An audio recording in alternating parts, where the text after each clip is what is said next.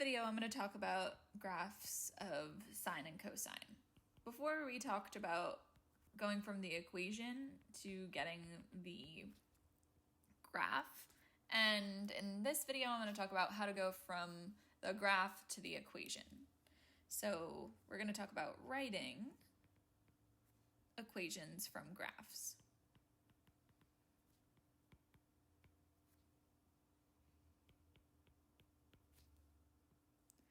And there are certain things from the graph that we want to identify. The first thing that we want to identify is it easier to use sine or cosine? Even though both could work for every graph, which one is easier to use? So identify which one is easier.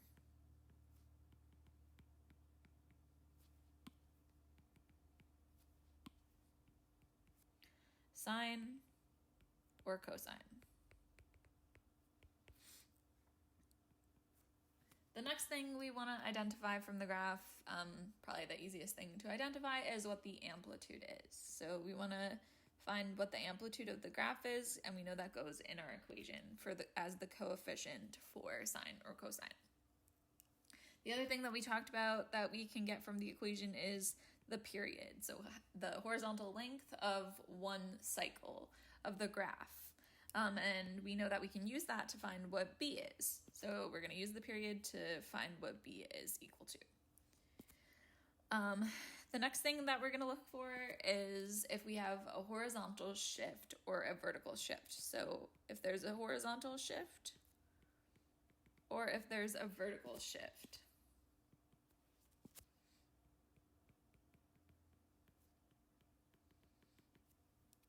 And the last thing we check for is to see if the graph is flipped upside down, if there's a reflection over the x-axis. So we look to see if there's a reflection over the x-axis. Okay. And I'm going to draw a graph. We're going to do an example. So we're going to look at an example of a graph.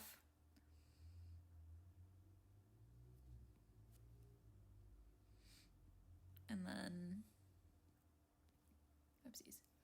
And then we'll look for all of this information that we need to identify. If I count by pi over 2 for the horizontal part, so my scale is pi over 2, and I'm counting by pi over 2. I have pi over 2 pi, 3 pi over 2, this is 2 pi, and then this would be 5 pi over 2. Over here would be negative pi over 2. I have a point, on the y-axis, I'm going to count by, I'm going to make this a little bit longer down here, and I'm going to count by, this is 1, this is 2, this is -1, -2, and then I'm going to place points. So I have a point at 0, -2, I have a point at pi over 2, 0, I have a point at pi, 2, I have a point at 3 pi over 2, 0. I have a point at 2 pi, -2, and 5 pi over 2 and 0.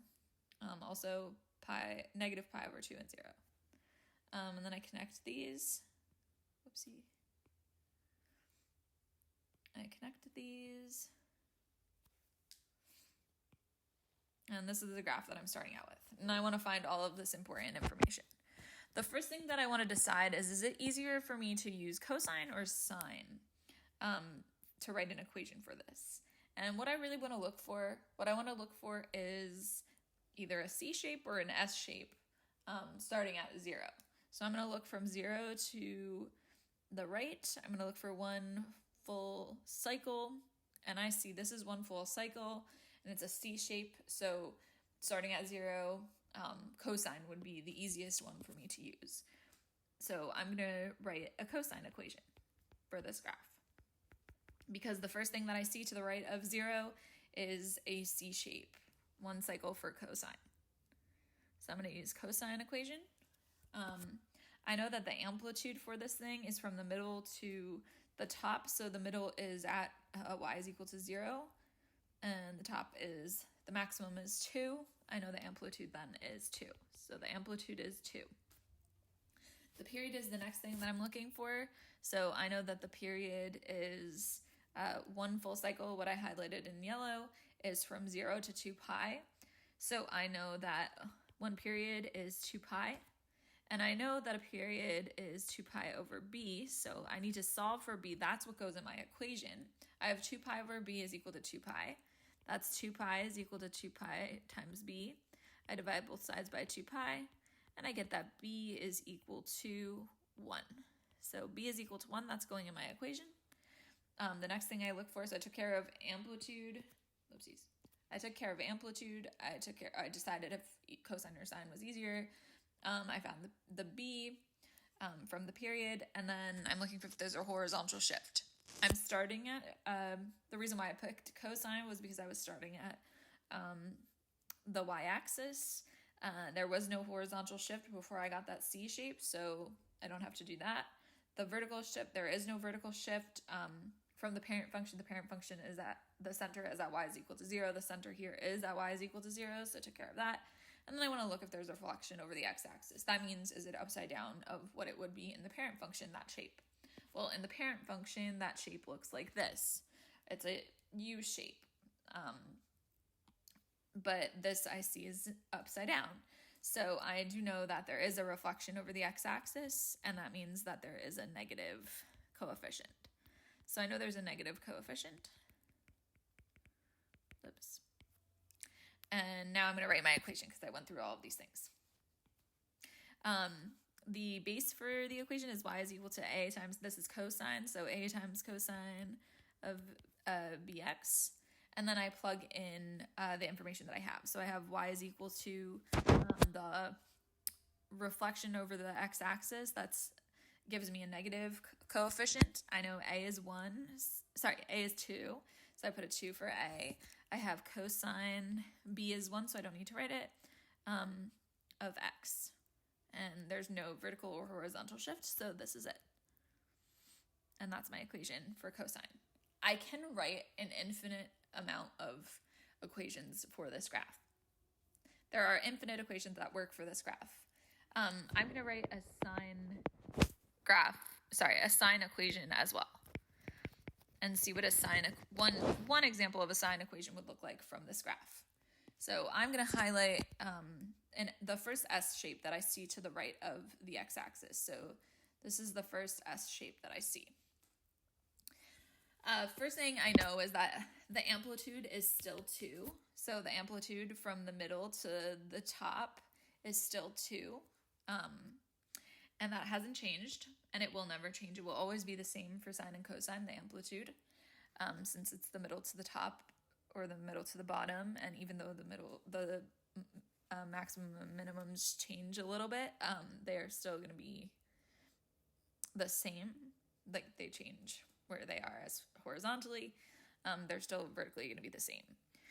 And the center is still going to be the same. So I also know that the period is 2 pi. If I go from pi over 2 to 5 pi over 2, that's 1 cycle. I know that that is 2 pi, so b is equal to 1. We already solved for that, so I don't need to do it again.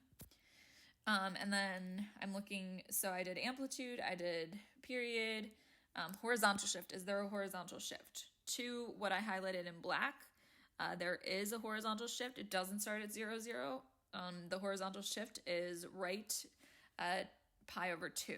So it's right pi over 2. And then vertical shift, again, it's the center is at y is equal to 0. There is no vertical shift. And that is the shape in the parent function going up and then down. So I know that there is no reflection over the x-axis. So I start my equation. My base is y is equal to a times sine of bx, because this is a sine equation that I'm writing. And I just fill in what I know. A is 2, so I put a 2 here. I have sine of bx. B is 1. X, I know there is a horizontal shift, so this is a horizontal shift. And I know that that means that I have something that's happening inside with x, inside of the function. And I know when I'm moving right, I am subtracting, so subtracting pi over 2. Whoops. Close that with black. And there's no vertical shift. This is my sine equation for that graph, or just one example. For another example, so example 2, I have a graph. Oopsie. I have a graph that the scale again is pi over 2 by pi over 2. So I have pi over 2 pi, 3 pi over 2, 2 pi, 5 pi over 2. This is negative pi over 2. And then my scale on the y-axis, I'll do this is 2, this is 4, negative 2, negative 4, and then I'm going to plot some points. I have a point at 0 and 1.5. I have a point at pi over 2 and 4. I have a point at pi and 1.5. I have a point at 3 pi over 2 and negative 1. I have a point at 2 pi and 1.5, and 5 pi over 2 and 4. And then at negative pi over 2, I'm at negative 1. And then I'm just going to connect these. Oops. And they're supposed to be curvier, but whatever. And then I'm going to look at all the things that I have here. So the first thing I want to look for is, what is this? The first thing I really want to look for here is what's the center of my graph, so I can tell what's happening more easily. The center of my graph is the points in the middle. So where the points in the middle are at the horizontal line that goes through those points in the middle. So I'm just going to draw that in. And I know that I just told you, but those points are where y is 1.5. So my center is y is 1.5. That means I have a vertical shift here. And I'm treating that blue line as my new x-axis, like we did in the last lesson. And I'm looking for what's the first shape that I see here. So starting at 0, I look at 0 and I'm looking for either an S or a C, and then I'll stop up. I made an S shape. Since I made an S shape, I know that this is a sine function graph. And so I am going to write a sine equation for this. I'm going to write a sine equation. And the sine equation, I know, the first thing I'm looking for is amplitude. The amplitude from that middle that I drew to the top is 2.5. From the middle to the bottom, 2.5. So amplitude is 2.5 here. You could always find that by subtracting 4 minus 1.5, which gives me 2.5. Or I could do 1.5 minus negative 1 to find the difference, which would be 2.5. And then that's the amplitude. Then I'm looking for what is the b. So I need to find what's the period. So first of all, the period is 2 pi again. And we already solved that, so I'm not going to do it again. Then that means b is equal to 1. I need to get b. I do not put 2 pi into my equation. I need to know what b is. B is the coefficient for what's inside of sine. Or cosine. Sine in this case. Then I'm looking for, what's the next thing? Horizontal shift. So let's see if I have a horizontal shift. Not for sine, because I start at 0. I start that S shape at 0, so I don't have a horizontal shift. But do I have a vertical shift? Yes, I do. I have a vertical shift because the parent is at y is equal to 0 as the center. This center is at y is equal to 1.5, so I am moving up 1.5. That is not a reflection of the x-axis. So this is the shape that I would have in the parent function going up and then down. So I can start writing my equation now because I've gone through all of those things I need to identify. I have y is equal to a times sine of bx. And then I'm going to plug in what I know. So I know a is 2.5. I have sine of 1 I don't need to put. So I have sine of x, and then I'm adding 1.5 at the end because I moved up 1.5, and this is my equation. I can also write a cosine equation. I'm going to do that. Write a cosine equation. I know that the amplitude is the same. A is 2.5. That's the same. I'm going to highlight this. So to the right, the first U shape that I see is here. That's the first U shape that I see. And I know that that shape from pi over 2 to 5 pi over 2, that's a distance of a horizontal distance of 2 pi, which means that b is equal to 1 again. I know that I do actually have a vertical shift to get to that start of that U shape. I move to the right from the y-axis, plus 2, so to the right, pi over 2. Sorry, not plus 2, plus pi over 2. So I'm moving right, pi over 2. And then I know that I have a vertical shift. The new center is at 1.5, so I moved up 1.5. And this is the shape. This is the shape in the parent function. And it's not upside down, so I don't have a reflection over the x-axis, so I can start writing my equation. Y is equal to a times cosine bx. And then in this case, my a is 2.5. Oops, I have cosine, b is 1, so I don't need to do anything with it. I do have a horizontal shift, so I'm going to put this in parentheses. X to the right, pi over 2 means I'm subtracting pi over 2 inside. I'm subtracting it from x inside of the function. And then I have that on the outside plus 1.5 because I'm moving up 1.5. And this would be my equation for cosine. And I'm going to do one more example that's a little bit harder. So I have this example here. I'm going to draw this graph. I'm counting by pi this time. So pi, 2 pi, 3 pi, 4 pi, 5 pi on the x-axis. This is negative pi. I have 1 here. I'm going to do 2 here. And negative 1 here. You know what? I'm just going to make this smaller. I'm going to do 1 here and 2 here. Negative 1 and negative 2. And then I'm going to plot some points. So I have a point at 0, 0. I have a point at pi and 1, pi comma 1. I have 2 pi and 2. I have 3 pi and 1, 4 pi and 0, and then 5 pi and 1, negative pi and 1, and then I'm going to connect all of these. So, oops, this is what my graph that doesn't look good. That doesn't look good either. This is what my graph looks like. And then I want to decide if cosine or sine is better for me to use here. So I have, I'm looking at 0. If the first shape that I see is C shape or a S shape, and it's a C shape. So I know that it's best for me to use, because it's a C shape, to use cosine.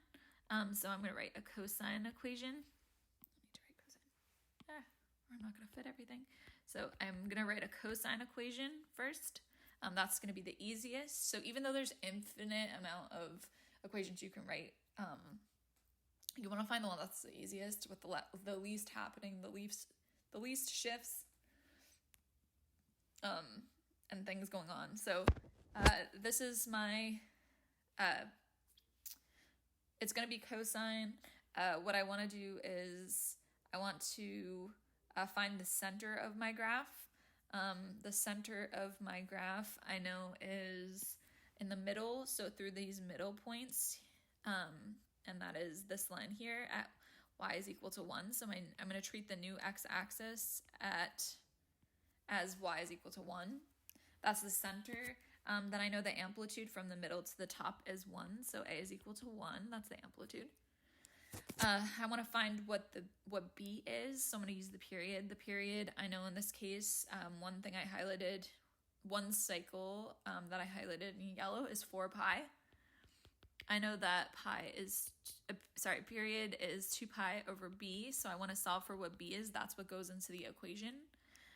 I'll get 2 pi is equal to 4 pi times b. I'm going to divide both sides by 4 pi. And I'm going to get that b is equal to 1/2. So b is 1/2. I also know that I'm looking if there's a horizontal shift next. There is none because I started that yellow shape. That's why I chose cosine, is because it started at 0, so there was no shift. But I do know that there was a vertical shift. So the center moved from y is equal to 0 to y is equal to 1. So I know I went up 1. All my points went up 1. And then I do know that this is upside down. The parent function for cosine looks like this shape. That's what's repeating over and over to the right-hand side of 0. Or the y-axis, and what I'm seeing is upside down. So I know that there is a reflection over the x-axis, which means there's a negative coefficient.